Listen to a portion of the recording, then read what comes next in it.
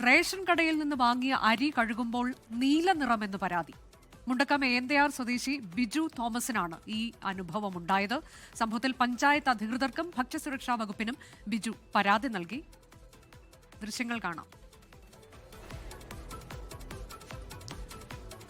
മായമാണോ മന്ത്രമാണോ എന്നറിയില്ല. എന്തായാലും റേഷൻ കടയിൽ നിന്ന് കിട്ടുന്ന അരികളെല്ലാം ഇപ്പോൾ ശാസ്ത്രീയ പരിശോധനയ്ക്ക് വിധേയമാക്കേണ്ട ഒരു ഗതികേടിലേക്ക് എത്തി എന്ന് ഈ ദൃശ്യങ്ങൾ കാണുമ്പോൾ നമുക്ക് തോന്നും.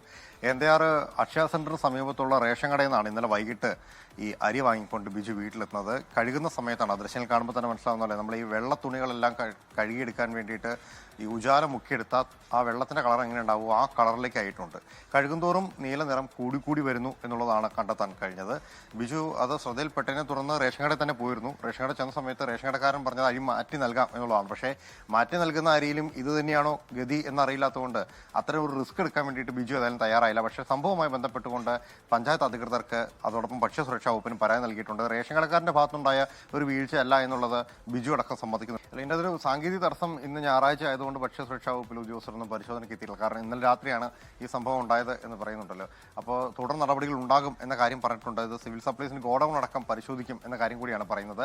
സമീപത്തുള്ള ആളുകളോട് ചോദിക്കുന്ന സമയത്ത് അവരാരും ഇത്തരത്തിലുള്ള കാര്യം സൂചിപ്പിച്ചിട്ടില്ല എന്ന കാര്യം ബിജു പറയുന്നുണ്ട്. പക്ഷേ അവരും ഇക്കാര്യം പരിശോധിക്കും. കാരണം അരിക്ക് വേറെ മണമോ മറ്റ് ബുദ്ധിമുട്ടുകളോ ഒന്നും ഉണ്ടായിരുന്നില്ല. അത് മേടിച്ച വഴി എന്നെ കഴുകുന്ന സമയത്താണെങ്കിൽ പോലും വേറെ ദുർഗന്ധങ്ങളോ അല്ലെങ്കിൽ മണത്തിലുള്ള വ്യത്യാസമോ അങ്ങനെയൊന്നും ഉണ്ടായിരുന്നില്ല എന്നുള്ളത് ബിജു സമ്മതിക്കുന്നുണ്ട്. പക്ഷെ കഴുകും തോറും കളർ മാറ്റം ഉണ്ടാകുന്നു എന്നുള്ളതാണ് ഭീതി ഉണ്ടാക്കിയത്. അതുകൊണ്ട് തന്നെ അത് ഉപയോഗിക്കാൻ കഴിയില്ല എന്ന തോതിൽ മാറ്റി വെച്ചിട്ടുണ്ട്.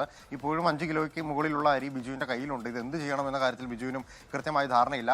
ഈ വകുപ്പ് തലത്തിലുള്ള ആളുകൾ ഇത് പരിശോധിച്ച് കൃത്യമായി നടപടി സ്വീകരിക്കണം.